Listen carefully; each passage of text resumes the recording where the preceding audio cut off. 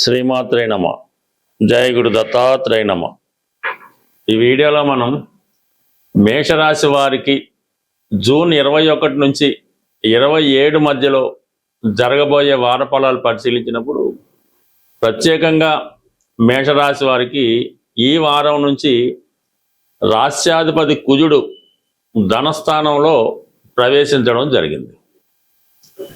ఒక విధంగా అష్టమాధిపతి ధనస్థానంలోకి వచ్చినప్పుడు జాతకుడికి ఆకస్మిక ధనలాభం లాంటిది కలుగుతూ ఉంటుంది. అలాగే కుజుడు కారకత్వాలైనటువంటి అన్నదమ్ములు సహకరిస్తారు. భూములు స్థిరాస్తులపైన ఆదాయం పెరుగుతుంది. ఇది ఎక్కువగా రియల్ ఎస్టేట్ రంగంలో ఉన్న వాళ్ళకి బాగా కలిసి వచ్చే అవకాశం. అలాగే కుటుంబ పరంగా మీకున్నటువంటి సమస్యల్ని పరిష్కరించుకుంటారు. కుటుంబ సభ్యులంతా కూడా ఒకే మాట మీద నిలబడి మీ అభివృద్ధికి చాలా వరకు సహకరించడం జరిగింది. పర్టికులర్గా ఈ 2వ స్థానంలో ఉన్నటువంటి కుజుడు మీకు వృత్తిపరంగా కూడా అభివృద్ధి కలుగుతూ ఉంటుంది.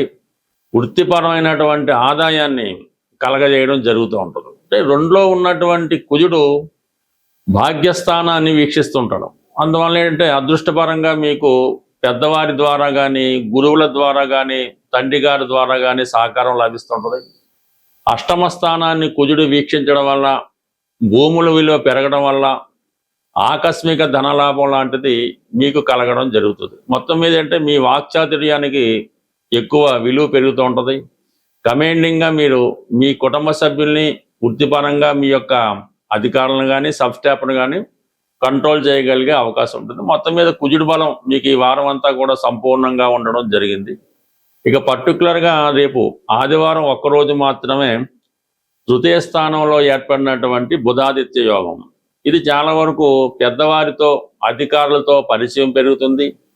రాజకీయ నాయకులు లాంటి వాళ్ళు, అధికార హోదాలో ఉన్నటువంటి మిత్రులు మీకు సహకరించడం జరుగుతూ ఉంటుంది. అంటే మీతో కలిసి వ్యవహారం చేయడానికి కానీ, మీతో కలిసి ఏదైనా కొత్త వ్యాపారం ప్రారంభించడానికి కానీ కొంతమంది మిత్రులు కానీ, అధికారులు కానీ మీకు సహకరించడం జరుగుతూ ఉంటుంది. ఇంచుమించుగా మనకి సోమవారం నుంచి బుధుడు 4వ స్థానంలో ప్రవేశించి అక్కడ ఉన్నటువంటి గురుగ్రహంతోనూ అలాగే శుక్రగ్రహంతోనూ కలియడం వల్ల ఒక మంచి విద్యాయోగం, అంటే ఉన్నత విద్యాయోగం లాంటిది ఒక యోగం ఏర్పడుతుంది. చతుర్థ స్థానంలో ఉన్నటువంటి శుభగ్రహాలు మీ గృహంలో ఏదో ఒక శుభకార్యం జరిగే అవకాశం ఉంది. లేదంటే సమూహంగా బంధుమిత్రులతో కలిసి మీరు ఏదైనా ఒక శుభకార్యంలో పాల్గొనే అవకాశం ఉంది. ఇది విద్యార్థులకి చాలా అనుకూలంగా ఉంటుంది. ఎవరైతే మరి కొత్తగా ఈ మెడికల్ ఎంట్రన్స్లో పాస్ అయ్యి మెడికల్ విద్యలో ప్రవేశిద్దాం అనుకుంటున్నారో అటువంటి వారికి మీకు మంచి ర్యాంక్ లాంటిది రావడం, అందులో మీకు కోరుకున్నటువంటి మంచి కళాశాలలో సీట్ రావడం జరుగుతూ ఉంటుంది. ఇంచుమించుగా మీరు విద్యారంగంలో ఎవరైతే ఉంటారో విద్యా ప్రవేశం ఏ కాలేజీ అవనివ్వండి, మొత్తం మీద విద్యార్థులకి చాలా మంచి అవకాశం. 100% మీ ప్రతిభకు తగిన గుర్తింపు, మంచి కాలేజీల్లో ప్రవేశం, మంచి హాస్టల్లో సీటు దొరకడం, ఇవన్నీ రాశి వారికి ఏర్పడుతుంది. అలాగే మొత్తం మీద కుటుంబ సభ్యులంతా కూడా సహకారంతో మీ యొక్క అభివృద్ధికి చాలా వరకు ప్రోత్సహించడం కూడా జరుగుతూ ఉంటుంది. ఇంకా పైపెచ్చు లాభస్థానంలో ఉన్నటువంటి రాహుగ్రహం మీరు ఏ పని ప్రారంభించినా మీకు విదేశంలో ఉన్నటువంటి మీ బంధుమిత్రులు కానీ, ప్రభుత్వ రంగ సంస్థలు కానీ, పెద్ద పెద్ద పారిశ్రామికవేత్తలు కానీ మీకు సంపూర్ణంగా సహకరించడం జరుగుతుంటుంది. మీ యొక్క అభివృద్ధి వెనుక ఎవరో ఒకరు మీకు సహకరించి ప్రత్యక్షంగానో పరోక్షంగానో ఎల్లవేళ మీకు సహకరించడం జరుగుతూ ఉంటుంది. అయితే ఏదో ఒక గొప్ప అవకాశం మీకు ఈ వారంలో రావడం జరుగుతూ ఉంటుంది.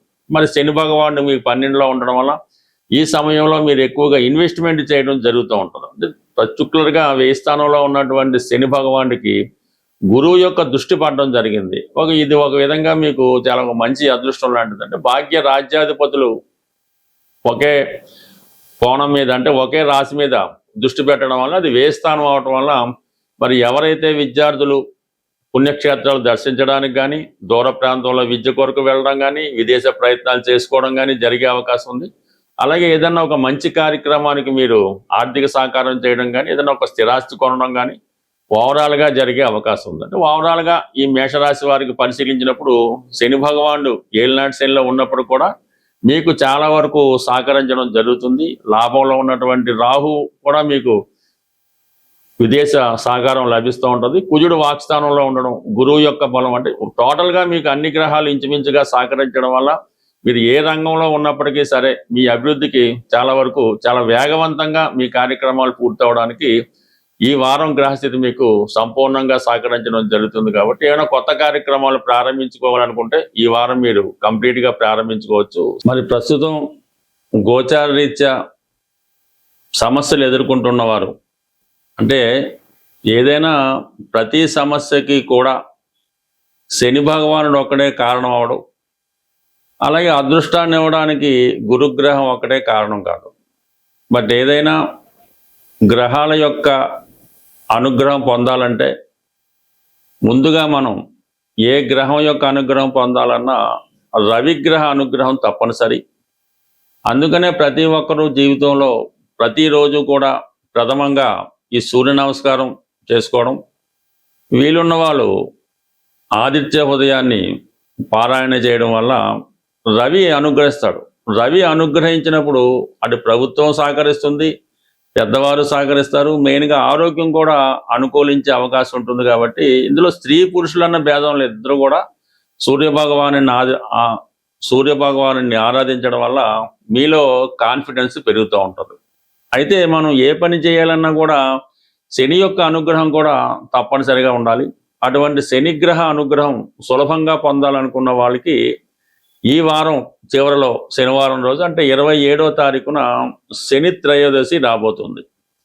ఆ శని త్రయోదశి నాడు విధి విధానంగా మీరు శివాలయంలో ఉన్నటువంటి నవగ్రహాలైనా, ఇండిపెండెంట్గా ఉన్న నవగ్రహాల్లో అయినా ఆ రోజు విధి విధానంగా శని భగవానునికి అభిషేకం లాంటిది చేయించవలసి ఉంటుంది. అది స్వతంత్రంగా కాకుండా అక్కడ ఉన్నటువంటి పురోహితుల ద్వారా, ఆ గుడి యొక్క పద్ధతి ద్వారా 1 by 1 అంటే ఒకరి తర్వాత ఒకరు ఆరాధించుకోవాల్సి ఉంటుంది. ఇప్పుడు సాధారణంగా ఏం చేస్తారంటే ఒకరు ఏదో పువ్వులు పెట్టి పూజ చేస్తుంటాడు, ఒకరేమో నువ్వులు వేస్తుంటాడు, ఇంకోటి వచ్చి ఆయిల్ వేస్తుంటాడు. ఇలాగా అది శనికి చాలా డిస్టర్బ్ అవుతూ ఉంటుంది. అది క్రమశిక్షణ లేకపోవడం అన్నది శని భగవానికి చాలా ఇబ్బంది కలిగే విషయం. కాబట్టి ఏ సమయంలో అయితే మనకి ఎప్పుడైతే శనివారం శనిహోర ప్రారంభమైందో అది 1 by 1 శనికి డిస్టర్బ్ లేకుండా క్రమశిక్షణతో ఈ అభిషేకం చేసుకోవడం. అభిషేకం అయిన తర్వాత కంపల్సరిగా మీరు ఏ దేవాలయంలో పూజ చేస్తారో ఆ దేవాలయంలో ప్రధాన దేవతను కూడా అర్చించి, అంటే వీలైతే శివాలయంలో అభిషేకం చేయించుకొని ఆ రోజంతా కంపల్సరిగా నియమంగా ఉండాలి. శని అభిషేకం అయిపోయిన తర్వాత బయటకు వచ్చి టిఫిన్ చేయడం, మామూలుగా నిత్య కార్యక్రమాలు ప్రారంభించకుండా చాలా నియమంగా సాధ్యమైనంత వరకు సాత్వికమైన ఆహారం తీసుకోవడం, ఆయిల్తో చేసిన చాలా వరకు అవాయిడ్ చేయడం, చాలా సాధారణమైన జీవితాన్ని గడపడం, వీలైతే ఆ రోజు నేల మీద పడుకోవడం. మర్నాడు ఆదివారం కాబట్టి 90% ఆదివారం కూడా ఆ నియమాన్ని మీరు పాటించవలసి ఉంటుంది. అంటే ఏదైనా ఈ 2 రోజులు కూడా సంపూర్ణంగా మీరు చాలా సింపుల్ లైఫ్ అనుభవించడం వల్ల ఆటోమేటిక్గా శని భగవానుడి యొక్క అనుగ్రహానికి సులభంగా పొందడం జరుగుతుంటుంది. మామూలులో చేసుకోవచ్చు. ఈ ప్రత్యేక పర్వదినాల్లో చేసుకున్నప్పుడు ఆ ఫలితం మరింత అధికమైనటువంటి ఫలితాన్ని ఇవ్వడం జరుగుతుంటుంది. కాబట్టి కంపల్సరిగా మరి ఈ వారంలో వచ్చే శని త్రయోదశి, ఆ మన్నాడు వచ్చే ఆదివారం 2 రోజులు చేసుకోవడం వల్ల కంప్లీట్గా మీరు అటు సూర్య భగవానుడి అనుగ్రహం, శని భగవానుడి అనుగ్రహం లభించి మీ జీవితంలో ఉన్నటువంటి చిన్న చిన్న సమస్యలకి చాలా సులభంగా పరిష్కారం లభిస్తుంది. స్వస్తి.